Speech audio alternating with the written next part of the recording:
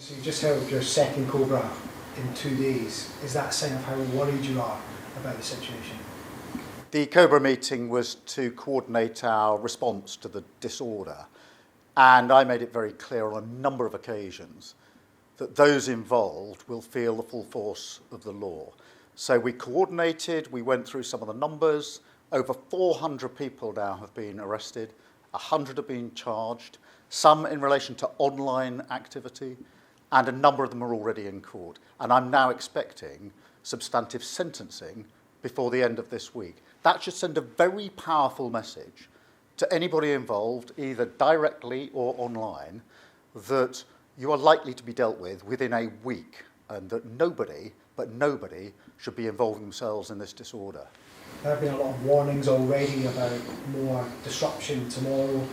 Are you worried that this could escalate even further tomorrow?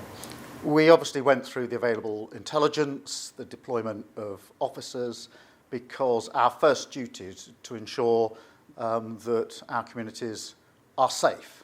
And that's why I say, again, anybody involving themselves in this disorder is going to feel the full force of the law. As I say, 400 arrests, 100 charges, people already in court, and a substantive sentencing by the end of this week. So within a week, the criminal justice system really has shown the robust and swift response that I think is very important, sending a message in circumstances like this.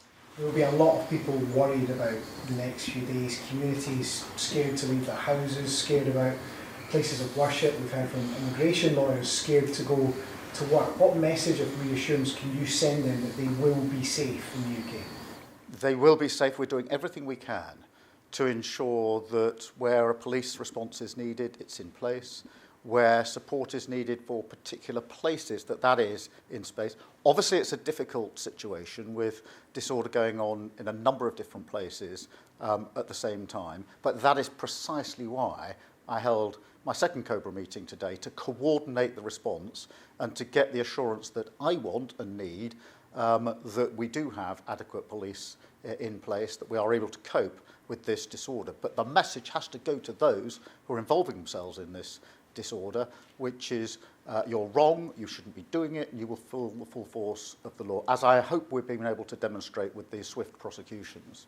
The owner of X, Elon Musk, has been tweeting over the past few days about your response to this crisis, about what's been going on. He's claimed that civil war in the UK is inevitable. He is a powerful voice. A lot of people follow him on Twitter. Are you worried about his impact, or might he have a point about some of the things he's saying?